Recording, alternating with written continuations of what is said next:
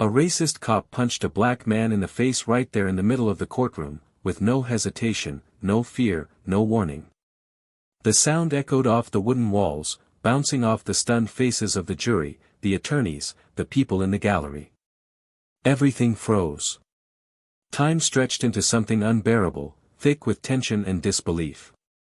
The man who had just been hit staggered back a step but didn't fall. He didn't yell. He didn't swing back. He just looked at the officer. Not with fear. Not with rage. But with something even more dangerous, calm. Controlled. Unshaken. Because what that officer didn't know was that the man he just humiliated in front of the entire court wasn't just another face in the crowd. He wasn't some random citizen sitting in on a trial. He wasn't there by accident. He had chosen to be there. And what he was about to do would shake the very system that gave that cop the confidence to throw that punch in the first place. Earlier that day, no one gave the man a second glance when he walked into the courtroom. Plain clothes, nothing flashy, nothing loud. Just another black man in America trying to survive the grind of a justice system built without him in mind.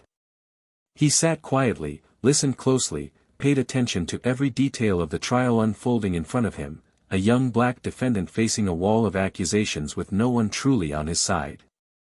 The officer, a known figure in that department, stood tall in his uniform, puffed up with pride, speaking with a confidence that came from years of getting away with things no one ever questioned.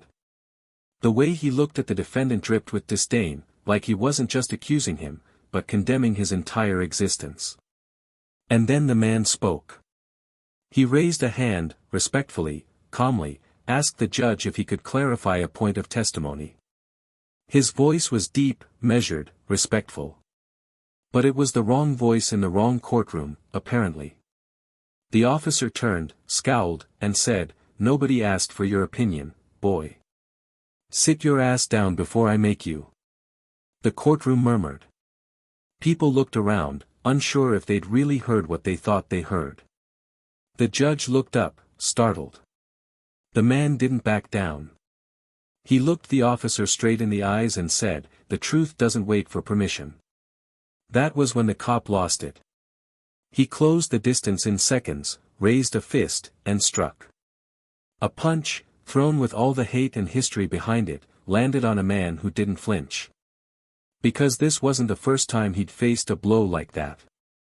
This wasn't the first time someone tried to reduce his worth with violence.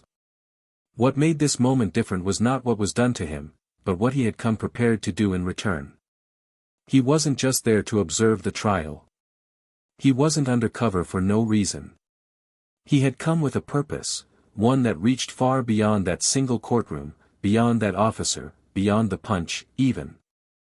That courtroom was part of a long-term internal affairs investigation. The man who got punched had authorized it. He had walked into that room with evidence tucked away, files already collected, testimonies ready to go, and a plan that had been months in the making. What the officer didn't know was that the moment he laid hands on him, he'd handed him the final piece. The last mistake. The act that would finally make all the silent reports and buried complaints impossible to ignore. Because the truth was, that officer had a past. A long, hidden, dirty history of harassment, abuse, intimidation, especially against young black men. And every time, someone had protected him. Every time, someone higher up had swept it under the rug. Every time, justice had been delayed, diluted, or denied. Until now. Now, the man he thought he could punch and silence was the highest-ranking black law enforcement official in the state. A man who had chosen to go undercover not to test the system, but to expose it from the inside. A man who had grown tired of signing off on investigations that led nowhere. Tired of watching good officers be crushed under the weight of bad ones. Tired of pretending like professionalism alone could fix a culture of hate. He had walked into that courtroom knowing exactly what he was walking into. And when the punch came, it didn't hurt him, it freed him. It gave him permission to drop the mask, pull back the curtain, and show everyone exactly what kind of system they were part of. The fallout started immediately. Cameras caught the punch. Witnesses erupted. News spread before the officer even understood who he had just assaulted. Internal affairs agents, already planted in the room, stood up and revealed their presence. What was supposed to be a routine testimony turned into a full-blown takedown. And the man who stood there, rubbing the side of his face, bleeding slightly but smiling faintly, finally stepped forward and said just 4 words, "You just ended yourself." But that was only the beginning. What followed in the days and weeks after that courtroom moment would unravel years of cover-ups, expose names that had long been untouchable, and shake the city's law enforcement community to its core. Friendships would fracture. Reputations would collapse. Families would be forced to confront truths they never wanted to see. Because the punch wasn't just about pain, it was about proof. Proof that hate still lived in a uniform. That silence still protected it. That people still believed they could get away with anything, as long as the victim didn't wear a badge. But what happens when the victim does wear a badge? What happens when the man you think is powerless turns out to be the most powerful one in the room? And what happens when he decides he's done playing by the rules? This story isn't about revenge. It's about justice long overdue. It's about a man who chose not to use his rank to intimidate, but to infiltrate. Not to strike back with fists, but with facts. Not to destroy out of anger, but to rebuild out of truth. It's about what happens when the system finally meets the one person it can't silence. But here's the question that no one saw coming. Why did the most powerful black officer in the state put himself in harm's way, knowing full well what could happen? What did he see in that courtroom? What truth was so big, so important, so buried, that he was willing to take a punch in front of the world just to bring it to the light? And when that truth comes out, who else will fall with it? Keep watching. You won't believe how this ends. To every black viewer tuning in right now, we see you, we stand with you, and we honor your resilience. Here on Plow of Twist, we do not tolerate racism in any form, not in real life, and not in our stories. What you're about to hear is more than a story, it's a reminder of truth, justice, and how dignity can rise even from humiliation. Now, take a breath, get ready to feel something deep, and if this story moves you, hit that subscribe button and be part of this community. Enjoy the twist. The day began like many others in Jacksonville, Florida, humid, thick with tension, a city buzzing beneath the surface with a history too heavy to forget but too often ignored. It wasn't a city of villains and saints, but of quiet contradictions, where hospitality could turn to hostility in a heartbeat depending on the badge on your chest or the color of your skin. The courthouse downtown stood like a relic of promises made and broken, its marble floors polished but cold, its columns tall yet tired. It was there that Corey Ellis walked in without a badge, without his uniform, without the weight of his rank. To the world, he was just another black man stepping into a building where too many men who looked like him had walked out in chains. But that wasn't the truth. The truth was that Corey was the chief of police for the Jacksonville Metropolitan Department, a position earned not by connections or compromises, but by 25 years of grit, sacrifice, and a refusal to let the system swallow him whole. Corey had grown up on the north side of the city, raised by a single mother who worked double shifts as a nurse and still found time to teach him how to tie a tie and memorize scripture. He was quiet as a boy, observant, never the first to speak, but always the one who noticed what others didn't. His calm made people underestimate him, and he had learned early on that silence was not submission, it was strategy. He joined the police force not because he believed it was perfect, but because he couldn't stand watching it destroy lives without understanding the communities it served.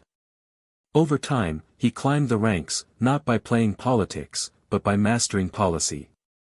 He earned the trust of good officers and the suspicion of bad ones. And with every promotion, he felt the weight grow heavier, not because of the work, but because of the walls he knew he would have to knock down from the inside. At 48, Corey was known for his composure. His presence alone could calm a room. He didn't raise his voice unless it was intentional, and when he looked at someone, it was like he saw everything, their motives, their fears, the version of themselves they were trying to hide. But even with all that command, there were places he couldn't go wearing the badge. There were truths he could never uncover if he walked in as Chief Ellis. That's why, on that particular Monday morning, he showed up to courtroom 3B dressed in a fitted navy blazer, crisp white shirt and slacks, nothing to draw attention, but sharp enough not to be dismissed. No security detail, no announcements. He walked through the metal detector like everyone else, took a seat near the back, and waited. The case being heard was one of those routine hearings, a young black man, 19 years old, charged with resisting arrest and assaulting an officer. The prosecutor's case rested entirely on the testimony of Officer Craig Hensley, a white cop with 17 years on the force and a reputation that rode the line between aggressive and problematic, depending on who you asked. On paper, he was a decorated officer. In practice, he was the kind of cop Corey had spent years trying to root out, the kind who saw threats instead of people, the kind who saw non-compliance in every breath a black teenager took. Craig had been under quiet review for months, and Corey had overseen every piece of that internal investigation. But nothing ever stuck. Complaints vanished. Body cam footage went missing. Victims changed their statements. It was a maze, and Craig always found the exits. That's when Corey decided to try something different. If the department couldn't catch Craig in the act, maybe the court system could. But to do that, he needed to see the man in his element, unfiltered, unsupervised, and, hopefully, unguarded. That's why he came to that courtroom without fanfare, blending in with the public, letting the moment unfold as it always did. And at first, everything was predictable. Craig took the stand with swagger, painting the defendant as hostile, violent, aggressive. He smiled a little too easily, leaned back a little too far in his chair. The defense attorney tried to push back, but with little evidence, it was like shadowboxing. The judge seemed disinterested, the jury passive. The script was playing out just as it had countless times before. But then Corey raised his hand. He had submitted a request the night before to provide a citizen's observation of the arrest, legally allowed in the state if relevant to the case. The judge, unaware of his identity, permitted him to speak briefly. Corey stood, cleared his throat, and began asking measured questions, not about the incident itself, but about the officer's procedures, his use of force reports, his training on de-escalation. Calm, neutral, like any concerned citizen. But that's all it took. Craig's smile faded. He stared at Corey like he was trying to place him. His jaw tightened. The tension in the room rose not because of what was said, but because of what wasn't, a silent standoff between two men, one in uniform and one without, each recognizing the other as something more than he appeared. Then Craig said it. Nobody in the room expected it. Not the judge. Not the attorneys. Not the gallery. But he said it anyway, loud enough to silence everything else. You got a problem, boy. 'Cause I don't take lip from people like you. The room froze. And in that moment, Corey didn't blink. He took one step forward and said, I have a problem with bad cops. That's when the punch came. Not a shove. Not a grab. A closed fist, thrown by an officer, in uniform, inside a courtroom, with witnesses present. It connected with Corey's face, and the force knocked him slightly off balance, but not down. The shock on the judge's face, the audible gasps from the crowd, the sudden shuffle of the bailiffs, all of it collided into a chaotic blur. But Corey stood still. His hands didn't rise. His voice didn't raise. He simply looked at Craig like a teacher disappointed in a student who had just failed the easiest test. And then something shifted. In that moment, Corey's silence spoke louder than any outrage ever could. It was the silence of someone who had expected this. Someone who had calculated the risk and walked in anyway. Someone who understood that sometimes, to expose the rot, you had to let it touch you. In the chaos that followed, Corey was escorted out by security for his own safety. Craig was taken into a separate room to calm down. The court was adjourned. The trial paused. No official charges were filed in that moment. But something had been set in motion. The city would soon find itself at the center of a storm. The media would replay the courtroom footage on a loop. Social media would light up with demands for accountability. Protesters would gather outside the courthouse. Officers would whisper behind closed doors. And Corey Ellis, no longer just the chief of police, but now the man at the center of the most visible abuse of power case in the country, would prepare to show the world what he had been holding back all along. Because what Craig didn't know, what no one in that courtroom realized that day, was that Corey had brought more than a quiet presence and a sharp suit. He had brought evidence. Witnesses. Files. Records. And a plan. But what exactly was in those files? What did Corey know that no one else did? And why was he willing to take a hit in front of the entire city just to bring it to light? The answers are coming. And once they do, nothing will ever be the same. The following days moved like a storm rolling over the city, slow at first, distant thunder in the background, but everyone could feel something was coming. At the Jacksonville Police Department, the atmosphere had shifted. There was no memo, no formal announcement, but the tension was thick in the hallways, in the way conversations stopped when doors opened, in how eyes followed Corey Ellis without the usual nods of respect. His presence now stirred something different: curiosity, unease, even fear. He wasn't just the chief anymore. He was the man who'd been punched in open court and walked out without retaliation. That moment had burned itself into the collective mind of the city. Some saw it as weakness. Others saw it as strategy. And some, especially those who had something to lose, started to wonder what exactly he had planned next. Corey remained silent in public. He didn't give interviews. He didn't comment on the footage that had gone viral. He didn't even press charges against Officer Craig Hensley. That silence made people restless. Reporters camped outside the department building. Protesters gathered with signs that read, "Justice for Corey," and "Hold Hensley accountable." News anchors debated whether the chief's restraint was a sign of leadership or fear. But behind closed doors, Corey was working. His office became a war room, lined with manila folders, digital files, and confidential affidavits. The blinds stayed shut. Only a few trusted officers were allowed in, including Captain Renee Dawson, his most loyal colleague, a sharp-minded black woman who had risen through the ranks just like Corey, earning every step, never asking for shortcuts. She didn't speak unless something needed to be said, and when she did, it carried weight. She stood at his desk flipping through a document and said, "They're circling the wagons.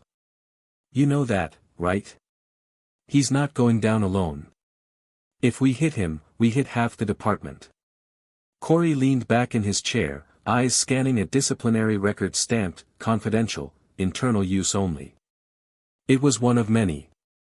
Let them circle. The difference is, we've got fire, and they've only got smoke. He paused. It's not just about Hensley anymore. He's the face of a disease we've been treating like a paper cut. Renee sighed, crossing her arms. Then we need to prepare for backlash. Political. Legal. Maybe even personal. You sure you're ready to be the villain in some people's story? Corey looked at her, not blinking. I'm not afraid of being the villain if it means someone else doesn't have to be the victim. Meanwhile, Hensley had gone quiet. No public statements. No press conferences. But Corey knew that wasn't because he felt shame. It was strategy. Craig was the kind of man who didn't operate alone. He was protected. A small group of higher-ups had covered for him for years, some because they believed in him, others because exposing him would mean exposing themselves. Now those people were meeting behind closed doors, trying to contain the fallout, crafting a narrative that painted Corey as emotional, unstable, maybe even vengeful. They were digging through old reports, trying to find anything that could discredit him. But they wouldn't find it. Corey had built his reputation brick by brick, precisely because he knew one day it might come to this. Still, The silence surrounding Hensley's action bothered the public. A week after the incident, Corey held a private meeting with the city's mayor, Linda Hall, who had always supported him, at least publicly. She paced the length of her office as he stood near the window, looking out over the city skyline. "They're pressuring me," she said, her voice low. "Council members. Donors. Some want to issue a joint statement backing you. Others say this is your mess, and you need to clean it quietly." Corey turned to face her. "You watched that footage. You know what he said to me. You saw what he did. What do you really think?" Mayor Hall hesitated. "I think you've got more patience than I would have had." "That's not what I asked." She sighed. "I think you've cornered him. And cornered animals bite back. If you go forward with this, you better be ready for the whole damn kennel to come after you." "I've been ready," he said. "I just need you to hold the door open." She nodded slowly. "Then do what you have to do.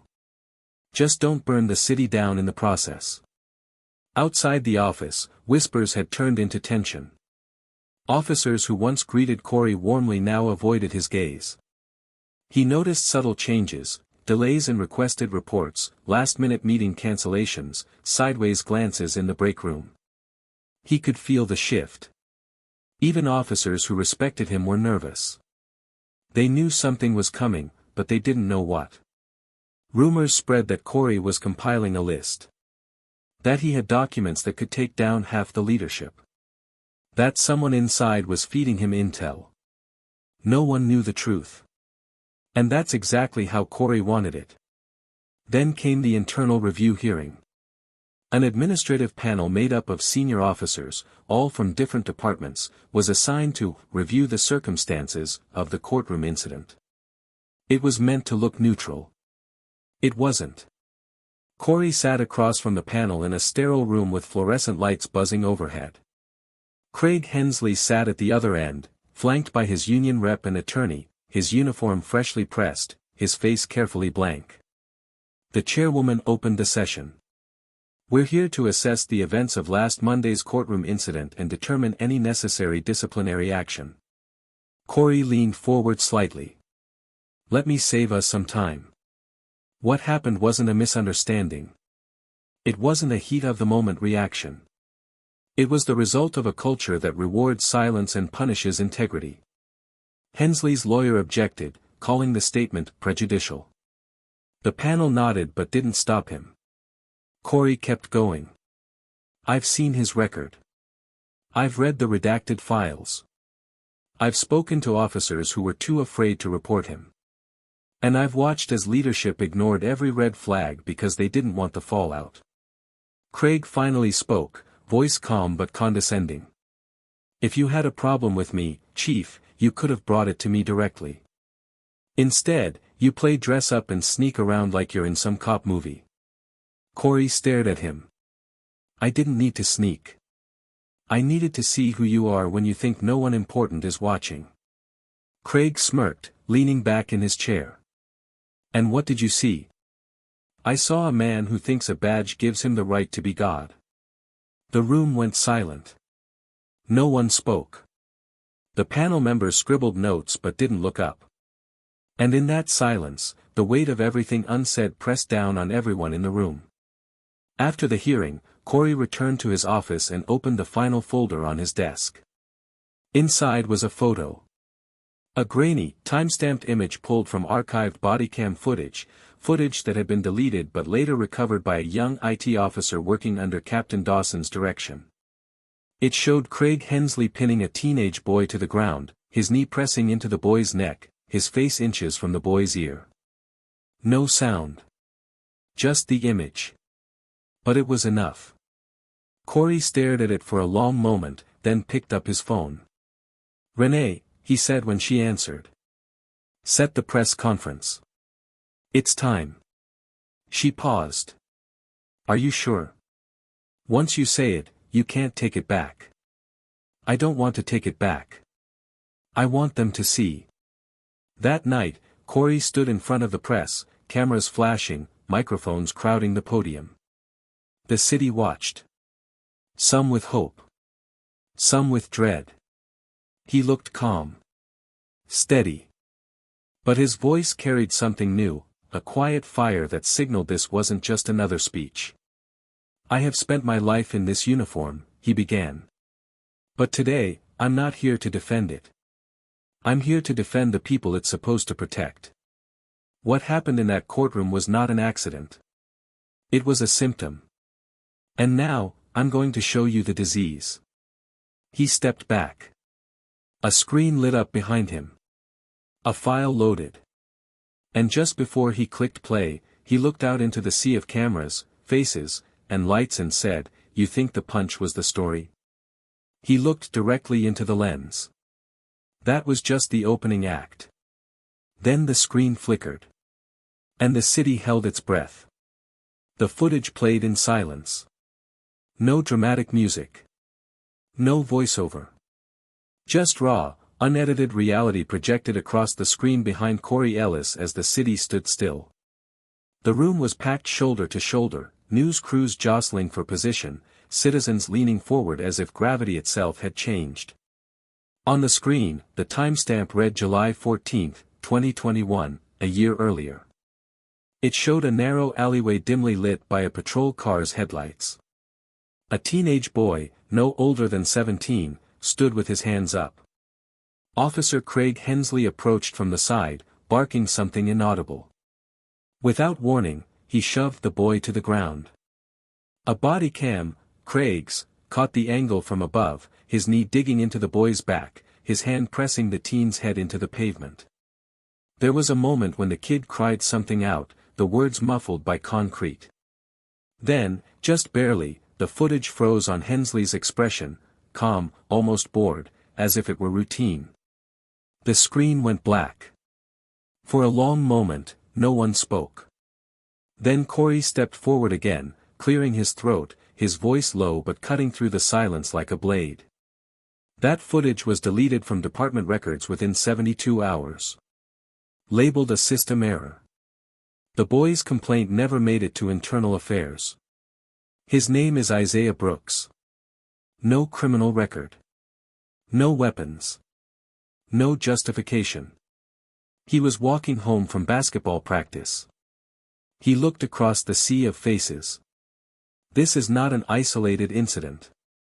It's not a misunderstanding. And it's not the result of bad training. It's a pattern. A culture. A choice. From the back of the room, someone called out, "Why didn't we see this before?"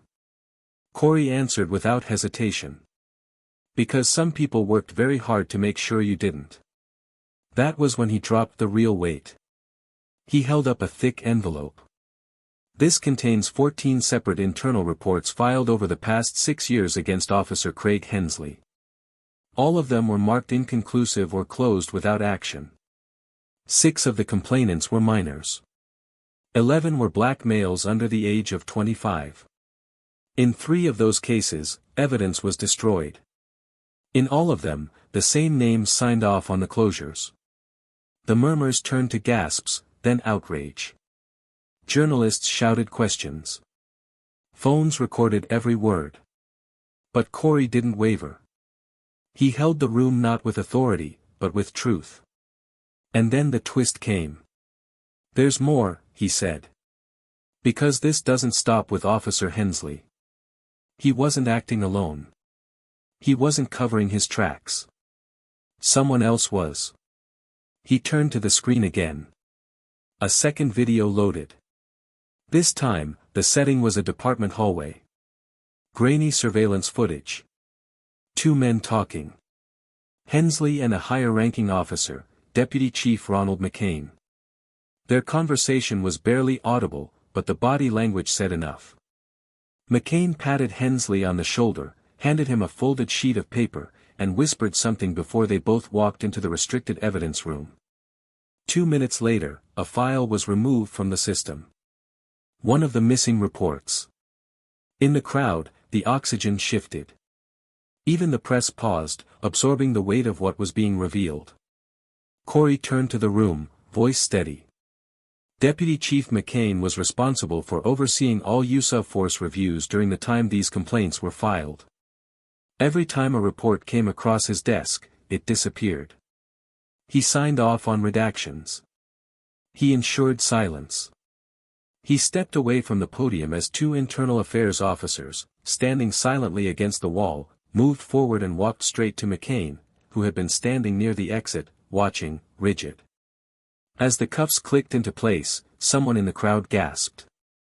McCain didn't speak. He didn't struggle. He looked only at Corey, eyes narrowed, face hard. Corey held his stare. Outside, the news spread faster than anyone could track. Within hours, headlines flooded the internet. Police chief exposes corruption from inside bodycam footage sparks outrage top officials arrested after shocking reveal. Crowds gathered downtown, not to protest this time, but to support. Corey didn't address them directly that night. Instead, he walked through the station halls with Renee by his side, both of them quiet, their footsteps echoing down the long, fluorescent-lit corridors. Back in his office, Renee finally spoke. "You know it's not over, right? You just lit a fuse. There's going to be blowback." "I know," Corey said, taking a seat, rubbing the bridge of his nose. "But for the first time, the truth isn't buried. It's out in the open." She sat across from him, leaning forward. "Why didn't you press charges against Hensley when he hit you?" He looked up slowly. "Because if I had, the story would have been about that punch. About me. About whether I overreacted. I needed it to be bigger than that. I needed people to see the whole system, not just the symptom." Renee nodded, silent for a moment. "You realize what you did, right? You used that punch like a detonator." Corey's voice softened. "Sometimes, pain has to be public to finally mean something." Meanwhile, in a quiet suburban house on the city's edge, Craig Hensley watched the footage replay again and again on a flat-screen TV. Alone. His face was blank. He didn't pace. He didn't speak. But there was something in his eyes that hadn't been there before, uncertainty. He picked up his phone, hesitated, then slammed it back down. For years, he had believed himself untouchable. Now, his name was on every channel, his record being torn apart in real time. He had always relied on silence. Now, silence had turned against him. Later that night, Corey sat alone at his desk, the city alive outside his window. He picked up a file that hadn't been shown publicly yet, one last report, the oldest of them all. It was from 2003. A complaint filed by a young rookie officer about a training session where a veteran cop, unnamed in the file, had made several racially charged remarks and demonstrated violent restraint tactics. The rookie's name was Craig Hensley. The report had never been followed up. Buried. Ignored. Corey stared at the page for a long time. Then he whispered, almost to himself, "So that's where it started, because sometimes, the villain wasn't born in a vacuum. Sometimes, corruption didn't begin with power, but with silence. With the first time someone looked away." And now, Corey wasn't just dealing with one man's crimes. He was pulling up the roots of an entire culture that had been allowed to thrive unchecked. The next morning, as the city prepared for what came next, a single question echoed across every radio station, every headline, every conversation: if this is what they let happen to the chief of police, what have they done to everyone else? And that was just the beginning. The sun hadn't yet risen when Corey Ellis walked into the station the next day, a city still buzzing with reaction behind him. The quiet inside the precinct was unnerving, like the calm before a verdict. Doors remained half open, eyes glanced then quickly turned away, and the usual chatter was gone, swallowed by tension. For years, Corey had been the head of the table, the steady hand guiding the ship, but now he wasn't just the chief of police, he was the man who turned the mirror around and forced everyone to look. There was no more pretending, no more polished statements about accountability. He had exposed the rot, named the names, and made it impossible for the department to return to silence. As he walked through the corridors, his steps slow but certain, the weight of it all wasn't just on his shoulders, it was stitched into every glance, every whispered conversation behind the office doors. He found Renee waiting in his office, already scrolling through emails from state officials, civil rights organizations, and journalists from across the country. Her expression was unreadable, but her eyes didn't hide the exhaustion. She didn't look up as she said, "They want more. Everyone's asking if this was the tip of the iceberg." Corey took off his coat and sat down across from her, rubbing his palms together like trying to generate strength. She continued, her tone sharper now, "We've got 2 officers who turned in early resignations. 3 others requesting reassignment. The mayor's office wants a briefing every morning. And the governor? He wants a meeting by the end of the week." Corey didn't answer right away. Instead, he picked up a report on his desk, the latest statement from Isaiah Brooks' family. The young man had spoken out the night before on national TV, his voice shaking as he described the night Craig Hensley threw him to the ground and told him he'd never be anything but a statistic. The weight of it hit Corey again, heavier now. Not just what was done to Isaiah, but what might have continued happening had Corey not stepped into that courtroom. When he finally spoke, his voice was softer than usual. "We don't stop here. We can't."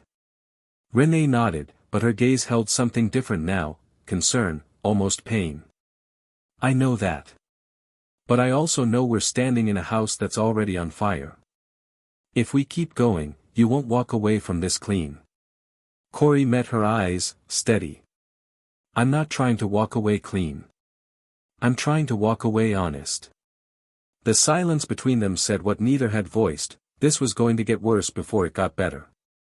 Later that day, Corey stood in front of his command staff, an uneasy collection of officers who had once followed his leadership without question. Now, suspicion clung to every stare. Some looked betrayed. Others looked scared. And some looked angry, not because of the truth, but because of what it threatened to destroy. Corey didn't raise his voice. He didn't use titles. He spoke like a man who had nothing left to hide.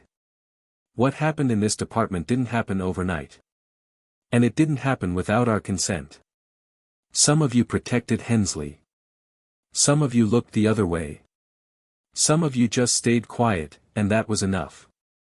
I won't pretend every one of you is guilty. But I also won't pretend every one of you is innocent. A younger sergeant stood up suddenly, defiant. You're painting us all with the same brush, sir. That's not fair. Corey didn't blink. What's not fair is a kid being slammed into the pavement and having his story deleted from the system because no one thought his life mattered enough to investigate. Another voice, a veteran lieutenant, joined in, his tone bitter. You think you're the only one who cares about justice?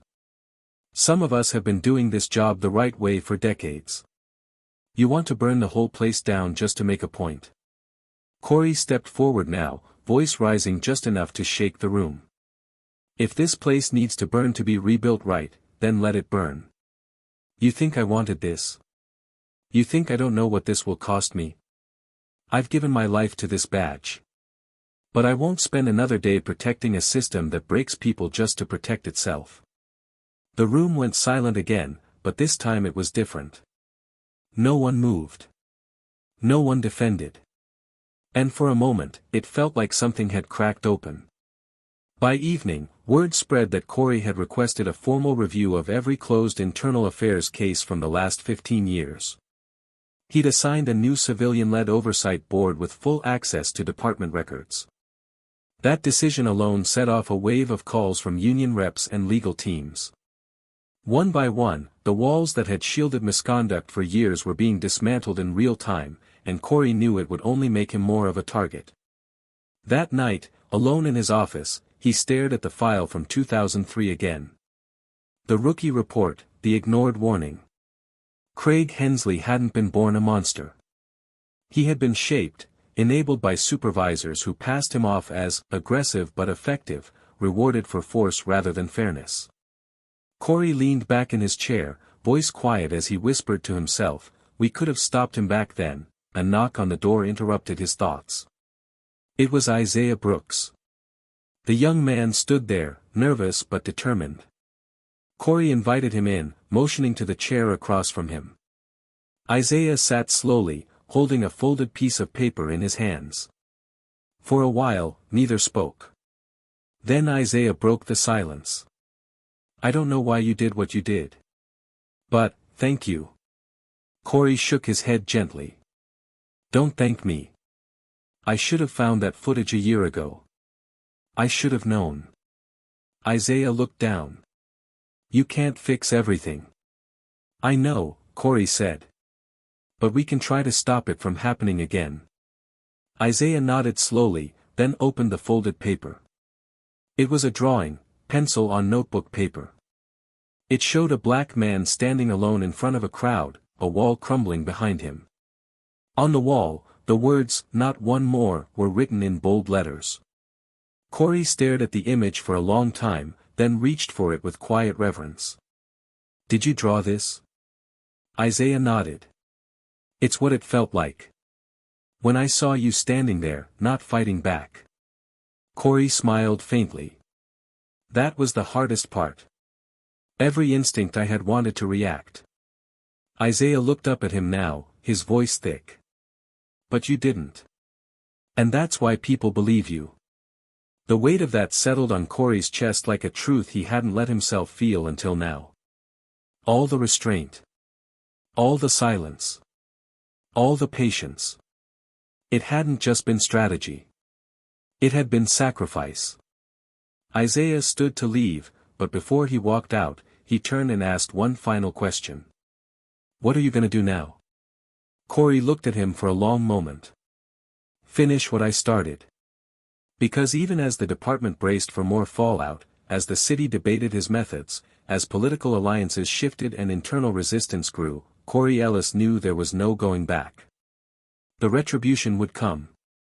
The power structure would strike back. But the wall had already cracked. The silence had already been broken. And for the first time in his career, Corey wasn't just enforcing the law. He was rewriting the story. The storm didn't pass after the press conference. If anything, it only shifted form. The applause faded, but the scrutiny intensified. In the days that followed, Corey Ellis became more than a police chief, he became a national figure, a symbol caught in the center of a moral collision. Across the country, talk shows and op-eds split down ideological lines. Some hailed him as a hero who exposed the truth from within. Others questioned his methods, accusing him of endangering departmental unity and undermining morale. But none of that noise changed the streets of Jacksonville, where the consequences of what he had done began to take shape in ways no one could control. Protests turned into gatherings of solidarity, murals of Isaiah Brooks and other victims appeared on alley walls, and a wave of young people began applying to the police academy with a new sense of purpose. Yet inside the department, something darker brewed, a slow, silent resistance growing in the shadows, where loyalty to the old system hadn't died, only retreated. The interim oversight board Corey created wasted no time. Files that had remained locked away were reopened. Officers were summoned for questioning. Some chose to cooperate, others hired attorneys. But the ones who had buried the truth, the ones who had signed off on every report Craig Hensley left in his wake, weren't ready to fall quietly. Whisper campaigns began, both in the department and in the media. Anonymous leaks painted Corey as unstable, with headlines questioning his objectivity and his mental state. Old footage of heated community meetings resurfaced, edited out of context. A former officer who had been discharged under Corey's leadership suddenly appeared on a podcast, claiming he'd been punished for refusing to play politics. The narrative was being bent. Not completely, but enough to create doubt. In one internal meeting, Renee slammed a stack of articles on Corey's desk, her eyes burning with frustration. "They're rewriting history in real time. We're winning in facts, but they're fighting with stories, and people believe stories faster than they believe facts." Corey looked at the pages silently. His face was tired, not just from the battle, but from the knowledge that it was far from over. He finally said, "I didn't do this expecting gratitude." Renee didn't look away. "You also didn't do this alone. We can't let them flip the script. We need to move now, file the charges, bring the department into public hearings. Don't give them time to regroup." He nodded, slowly. "I agree. But I need to talk to the mayor first." Mayor Hall had been walking a tightrope since the reveal. Her silence in the days after the press conference had raised questions, but behind the scenes, Corey knew she was under intense pressure. Donors. Business leaders. Political allies. Not all of them were upset about the exposure, but they were terrified of what it could mean long-term. The city's image. Investments. Tourism. A scandal was tolerable. A systemic collapse was not. Corey met with her in the city building, away from cameras. She stood behind her desk as he entered, arms crossed, face unreadable. He didn't wait for an invitation to speak. "I need your support on this next step. We're ready to move forward with hearings, make it public, involve the community." She was quiet for a moment, then said, "You've done more in the last 2 weeks than most people do in a career. But you've also torn open a wound we weren't ready to deal with." Corey stepped closer. "We were never going to be ready. That's the problem. How long were we supposed to wait?" She hesitated, then finally exhaled. "You'll have my support. But I need one thing from you." "What?" "Don't make this about vengeance. Not even by accident.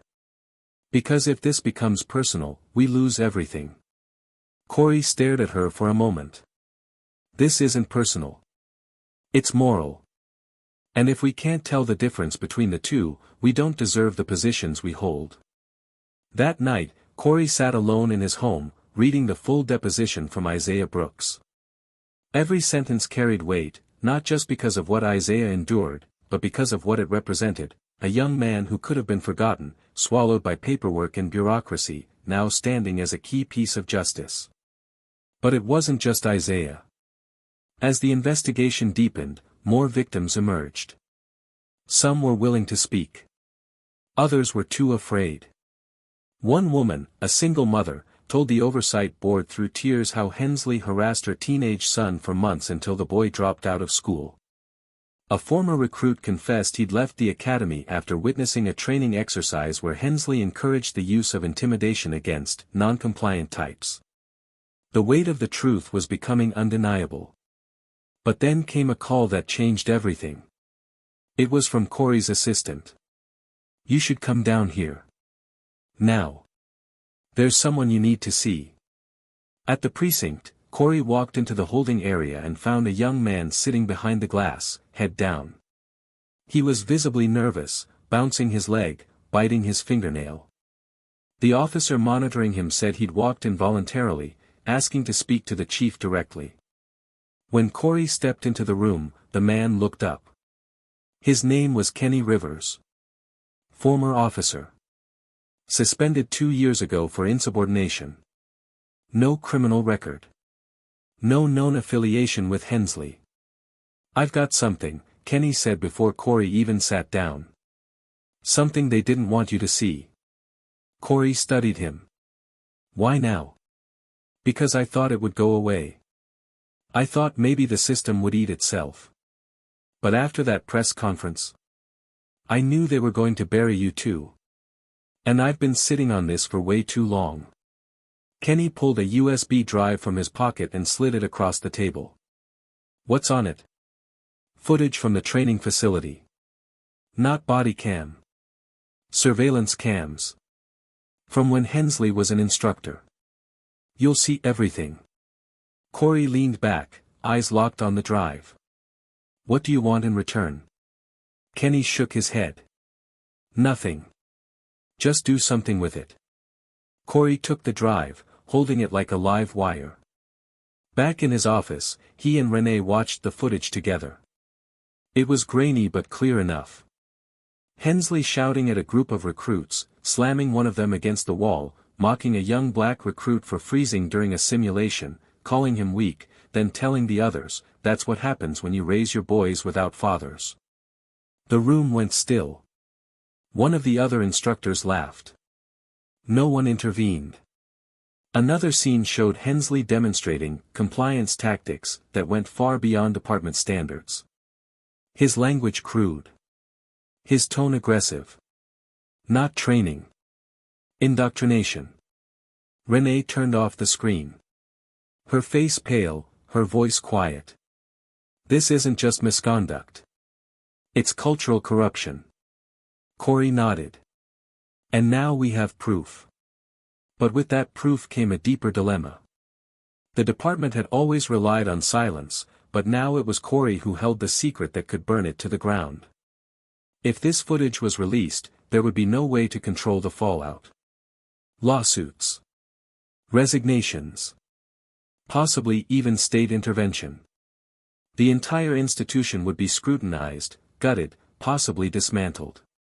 And Corey would be the one blamed, not for doing the wrong thing, but for revealing how wrong everything already was. He stood there, staring at the paused screen, grappling with the decision. Justice demanded action. But leadership demanded calculation. If he moved too quickly, too hard, he could lose the very control he needed to fix what was broken. But if he hesitated, he'd become no different than the men who came before him. The weight of that choice sat heavy on his chest. What do you do when telling the truth means destroying everything you built? When exposing the lie means the people who depended on you might lose faith in more than just the badge, but in the very idea of justice? Corey turned to Renee. We're not done yet. But before this ends, I want them to understand exactly what they were part of. And that's when he made the decision. The final reveal wouldn't just be about Hensley. It would be about all of them. The sun had barely risen when Corey walked into the old conference room on the second floor of the department headquarters. A room he had sat in hundreds of times, filled with stale coffee, outdated policies, and the kind of politics that never needed to be written down because they were lived, repeated, whispered. But today, the room felt different. Not because the walls had changed, but because Corey had. And because everyone else in the building knew something was coming, something they couldn't stop this time. On the table in front of him was the USB drive, the footage that would either crack the foundation or start rebuilding it. The choice sat there like a quiet fire waiting to spread. Renee walked in moments later, her face drawn, lips pressed tight, but her eyes sharper than ever. She didn't need to ask if he was sure. She only said, "We need to call a meeting. Full command staff. No exceptions." By noon, the room was packed. Some officers leaned back in their chairs with folded arms, already bracing for confrontation. Others avoided eye contact entirely. A few looked visibly tense, like they already knew what was about to be said but hoped it wouldn't be. Corey stood at the head of the table, a folder in his hands, the silence in the room thick enough to press against the walls. When he finally spoke, it wasn't with a speech, it was with a truth too heavy to delay. This footage was recovered from our own training facility. It was never intended to be archived. Never meant to see daylight. But it exists. And every second of it indicts not just an officer, but a culture. He pressed play. The room fell into a quiet horror. They watched Hensley on screen, barking orders, slamming recruits against walls, ridiculing one until the recruits started shaking. The words weren't just cruel, they were systematic. Planned. Delivered with the confidence of someone who knew no one would stop him. No one did. Some instructors joined in. Others laughed. One or two turned away, pretending they didn't hear. But none reported it. When the footage stopped, Corey let the silence linger until it became unbearable. Then he spoke, his voice steady but low. This happened under our roof. In our house. And we let it fester. Every name that passed through his training program carried a piece of this with them. Some resisted it. Some accepted it. But we built it. All of us. One of the lieutenants stood up slowly, his voice shaking. You expect us to take the fall for what one man did? Corey turned toward him, eyes locked. No. I expect you to acknowledge that one man didn't act alone. He didn't edit those reports. He didn't sign off on his own discipline reviews. He didn't build an environment where fear meant silence. That was a collective failure. A failure of leadership. A failure of values. A younger officer leaned forward, almost whispering. So what now? Are we all being investigated? Renee finally stepped in. No. But we're all being watched. By the public. By this city. And from now on, every decision we make will be measured against the silence we kept before. Another voice broke in, deeper, harsher, Commander Davis, who had been on the force for 30 years. You think you're going to save this place by tearing it apart? You think airing all our sins is gonna build trust?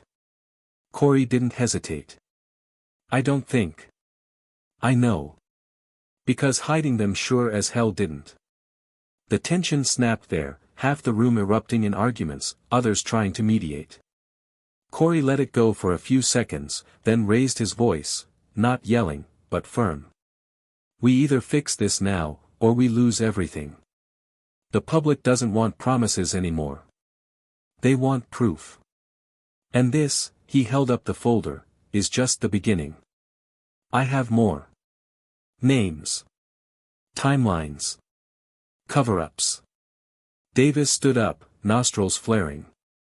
You really want to go down as the guy who destroyed the department from the inside? No, Corey answered without blinking. I want to be remembered as the man who refused to let it rot any further. When the meeting ended, some left quickly, not saying a word. Others lingered, unsure of where they stood. Renee closed the door behind them and turned to Corey. You just broke whatever illusion of loyalty was left in this place. Corey sighed. Then it was never loyalty. It was silence disguised as unity. The next day, Corey sat in front of the city council, this time not as a guest, but as a man with evidence. His presentation was methodical. He named names. Showed patterns. Identified failures in oversight. He never raised his voice. He didn't need to. The facts did all the screaming. And when it ended, he looked each member in the eye and said, "We've been choosing comfort over justice for too long. I'm done being comfortable." Some council members clapped. Others sat stone-faced. One leaned into the mic and said, "Chief Ellis, if we go forward with your plan, full transparency, civilian-led reform panels, criminal charges where necessary, you understand this department might never return to what it was?" Corey answered instantly. That's the point. Outside, the city braced for what came next. News stations rotated his footage around the clock. Social media exploded. Officers who had previously stayed silent began to resign. Some quietly submitted apologies. Others doubled down in defiance. And in the middle of it all, Corey received a visit from someone unexpected. Craig Hensley's lawyer had requested a meeting. The idea of seeing the man again made Corey's stomach knot, but he agreed. In a sterile conference room downtown, they sat face to face. Hensley looked thinner, tired, but his eyes still carried that familiar defiance. He didn't apologize. Didn't ask for forgiveness. He started the conversation with, "You finally got what you wanted." Corey didn't flinch. "I didn't want this. I wanted you to be better. You chose everything that's happening now." Hensley leaned forward. "You know what they're saying, right? That this isn't about justice. That it's personal. That you let it happen just to build your legacy." Corey's jaw tightened. "Then they haven't been listening." Hensley smirked. "You didn't swing when I hit you. You waited. Used it. You really think that makes you noble? It makes me strategic. You weaponized your badge for years. I used truth once. Don't confuse the two." There was a long pause. Then Hensley said something that chilled Corey more than anything before. "You're tearing it all down. But someone will build it back. And it won't be you." Corey stood slowly, heart pounding. "Then I'll spend every day making sure they don't." Back at his office, Rene waited with a new report in hand. Complaints were spiking, not against Corey, but against officers still in place. Citizens emboldened by his actions were finally speaking out. The wall of fear had started to crumble. And with it, came hope. But the pressure was building too. State politicians wanted answers. National news wanted interviews. Federal agencies offered support, but also oversight. And Corey knew that the next steps would define everything. Rene asked him, "What's the endgame here, Corey? When does it stop?" He looked at her, tired but firm. "When the badge means something again. Not fear. Not silence. Just protection. That's when it stops." But even as he said it, he knew it might never truly end. Because the damage wasn't just policy. It was trust. And trust didn't rebuild overnight. Still, in that moment, standing at the edge of the fallout, Corey Ellis had one thing that couldn't be broken, buried, or bought back. His integrity. And he was ready to put it on the line, again and again, until justice didn't need a face like his to be seen. Because the fire had already started. Now, it was time to decide what would rise from the ashes. The rain had begun to fall in Jacksonville, steady and cold, streaking the windows of the precinct like the city itself had finally allowed itself to weep. It wasn't a storm, the sky wasn't raging, it was quieter, constant, like a long exhale that had been held for years. Inside the station, things were shifting. Desks were half cleared. Some officers had already left, resigned under the weight of public pressure or transferred to places where their names hadn't yet made headlines. Others stayed silent, watching as Corey Ellis walked the halls with the same measured calm he always carried, though now it came with something different, a purpose sharpened by sacrifice. The file room, once locked away from scrutiny, now had its lights on late into the night, a team of civilians and internal investigators combing through decades of reports.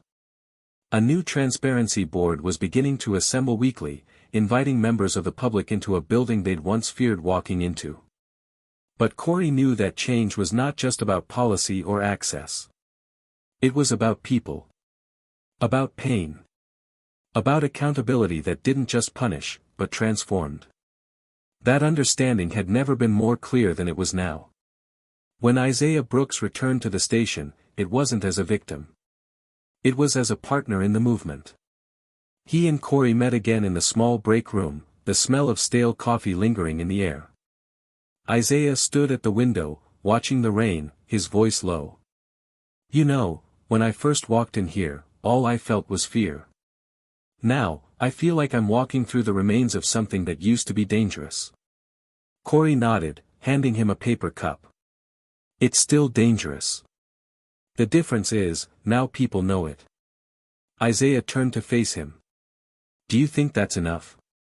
Knowing?" Corey sat down slowly, leaning forward. "No. But it's where it starts. The danger isn't always the violence, it's the silence after. That's what kills trust. That's what keeps the next Isaiah from speaking up." Isaiah's eyes darkened. "It took everything I had to speak. And even then, I thought no one would listen." Corey looked at him for a long time. "You did more than speak. You stood up. In a world that keeps telling people like you to stay quiet, that's revolutionary." Isaiah nodded, but his expression held a question. "So what now? I mean, for me.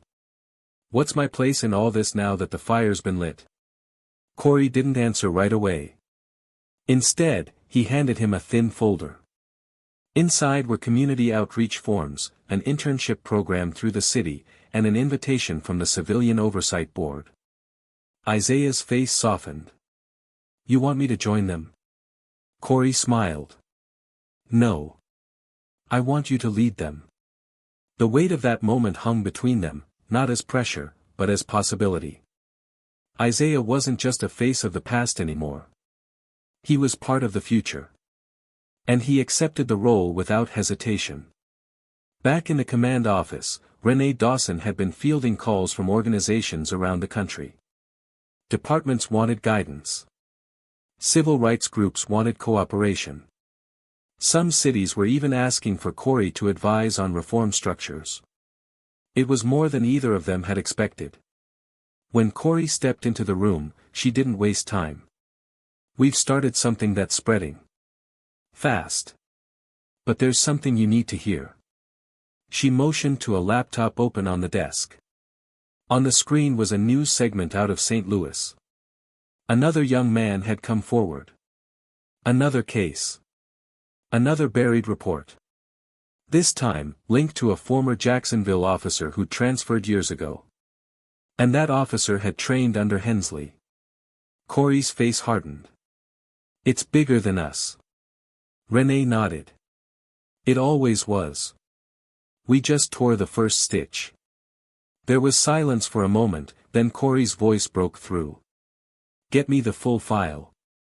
I want to know every city every one of Hensley's trainees ended up in." Renee hesitated. "That's going to open a floodgate." "Are you sure?" He looked at her, his voice steady. "I'm tired of pretending we can clean this mess without getting wet." Over the following weeks, Corey organized a summit, quietly, intentionally. No media. No grand press conferences. Just people who mattered. Representatives from departments around the country. Victims' families. Policy experts. Community leaders. They met in a converted warehouse downtown, neutral ground. The conversations weren't polite. They were hard, raw, honest. Some cried. Some shouted. Some left the room and came back hours later. But what was happening was real. And it was necessary. Corey didn't dominate the space. He listened more than he spoke. When he did speak, it was with the kind of clarity only someone who had paid the price could offer. You cannot change a system by pretending it's just a few bad apples. The tree is sick. The soil is tainted. And unless we dig deeper, we'll keep planting new roots in old rot. One night after the summit, Corey walked through the city streets alone, hoodie up, hands in his pockets. Jacksonville had changed. The energy was different. There were more murals. More people walking without fear. More conversations that hadn't been happening before. But there was also more resistance. Flyers had started appearing in certain neighborhoods accusing him of betraying the badge. Anonymous calls had come in warning him to back off. And still, he walked. Not as a symbol. Not as a leader. Just as a man trying to hold together the weight of something bigger than himself. He stopped by a community center where a small group was holding a forum about policing. One of the speakers was a former officer who had resigned after watching the Hensley footage. She stood in front of the crowd, her voice shaking but powerful. "I didn't leave because I hated the job. I left because I couldn't stand who I had to be to keep it. I watched my silence hurt people. And now, I'm learning how to speak." Corey stood in the back, unnoticed, watching her. She was young. Brave. And she was exactly why he had started all of this. Later, as he walked back to his car, Renee called. Her voice was urgent. "We've got a problem." Corey stopped mid-step.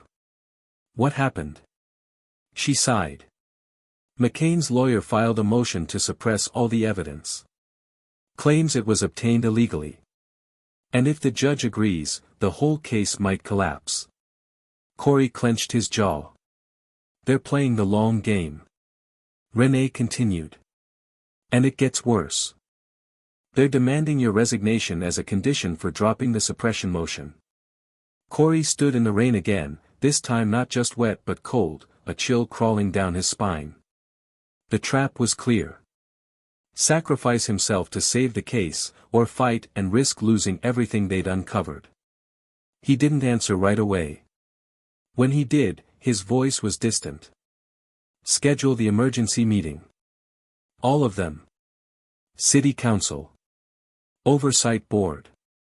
Everyone. If I'm going down, I'm doing it in front of the people I swore to protect. That night, Corey stood once again in a packed room, the weight of the city pressing on his shoulders. He told the full truth. About the footage. About the files. About the deals being offered. He didn't sugarcoat it. This is what power does. It doesn't apologize. It negotiates. It threatens. And right now, it's trying to bargain with your trust. I've been asked to give up this seat to save a case. But I didn't come this far to trade justice for politics. People watched him, some with tears, some with fire in their eyes. He continued. If removing me means you finally believe the system is clean, then do it. But understand, what we exposed didn't start with me, and it won't end with me. My presence here was never the fix. It was the spotlight. When he finished, the room was quiet. But slowly, a hand rose. Then another. And another. Not in opposition. In support. Renee stepped forward. We don't need to remove the spotlight. We need to widen it. The vote was unanimous. He would stay. And the fight would go on. Months later, Jacksonville didn't just look different, it felt different. The weight in the air had lifted, replaced by a current of movement, of urgency that was no longer reactive but intentional. Corey Ellis stood at the edge of a packed auditorium where the first statewide summit on police accountability was being held. He didn't sit on the stage, didn't seek the spotlight. He had chosen instead to walk among the crowd, side by side with citizens, educators, officers, youth, and survivors. Change wasn't being broadcast, it was being built, moment by moment, conversation by conversation.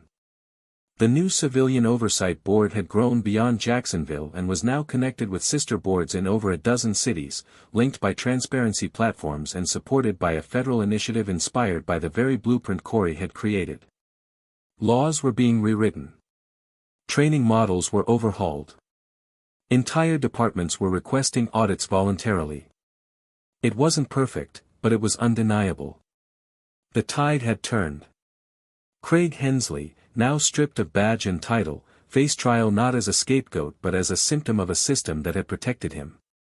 The evidence, strengthened by multiple testimonies and unsealed internal documents, was impossible to ignore. The courtroom was full, not with anger this time, but with resolve. Corey never looked for vengeance in Hensley's conviction. He sought truth, and when the verdict came, guilty on multiple counts of misconduct and obstruction, it wasn't a celebration, but a moment of collective exhale. Even then, Corey didn't gloat. When asked for comment outside the courthouse, he said only, "Justice doesn't mean revenge. It means responsibility." Hensley's silence in court was predictable, but his eyes, once sharp with entitlement, now looked hollow. And maybe that was justice, too, a mirror finally held up to a man who had refused to see himself for so long. Renee Dawson, who had stood beside Corey when no one else did, was offered the role of deputy chief and later voted unanimously to become chief of the department after Corey's formal transition to state-level advisor. Her leadership brought a new kind of force, disciplined, deeply principled, and deeply human. Under her direction, mental health services were integrated into every precinct, peer review systems were implemented, and for the first time, officers were evaluated not just by their arrests, but by their relationships with the communities they served. She carried forward the legacy with her own mark, less about speeches, more about results. And when she walked into a room, people didn't just listen because of her title. They listened because they trusted her. Isaiah Brooks, once just a name on a redacted complaint, now led one of the most respected youth justice initiatives in the state. Through city grants and nonprofit partnerships, he built a network of safe spaces, mentorship programs, and legal education workshops for teens and young adults. He spoke often, not about the pain he endured, but about the power of having your voice heard. The mural on the east side of the city that once showed him with his hands up now showed him with a mic in his hand and a crowd behind him. And when he was asked what kept him going, he always pointed to one moment, when someone finally believed him, not because he had a title, but because he had the truth. As for Corey, he left the Jacksonville PD not because he was defeated, but because he had completed what he came to do. He transitioned into a national policy role, helping other cities restructure their public safety frameworks. But he never stopped walking the streets of Jacksonville. He still showed up unannounced at forums, visited schools, met with families. Not as Chief Ellis, but as Corey, the man who refused to let the system rewrite his silence. His office now overlooked Capitol Hill, but his heart remained where it began, in a city that taught him that change wasn't born in anger, it was nurtured in courage. One afternoon, as he sat alone in a quiet cafe reading a letter from a young recruit who had just completed the new academy program he helped design, the barista recognized him and said, "You're the reason I applied. I didn't believe in the badge. Then I watched what you did. I figured, maybe it could mean something again." Corey smiled, the kind that wasn't for cameras or headlines, but for himself. That one moment, more than any article or award, told him everything he needed to know. This wasn't a story about a man who took a punch in a courtroom. It was a story about what he did afterward. About the systems he challenged, the silence he broke, the truths he made impossible to ignore. It was about a community that rose with him and a nation that finally began to listen. And maybe most importantly, it was about the idea that integrity isn't measured in titles, but in the cost you're willing to pay for the truth. So now, to you who watched this story unfold, what would you have done in Corey's shoes? Would you have stayed silent to protect your position? Or would you have spoken, knowing it might cost you everything? How do we hold power accountable without becoming consumed by it? And what does justice really look like when it's not about punishment, but about healing? We want to know what you think. Drop your thoughts in the comments, your reflections, your frustrations, your hope. This conversation doesn't end here. It begins with you. Because these stories, they don't just belong to the people in them. They belong to all of us. If you were moved by this story, if it made you think, question, or feel, make sure you're subscribed to Tales of Twist. This is where truth meets storytelling, where fiction reflects the world we live in, and where every story ends with a choice. Hit that subscribe button, leave a like, and let us know, what's the twist in your story?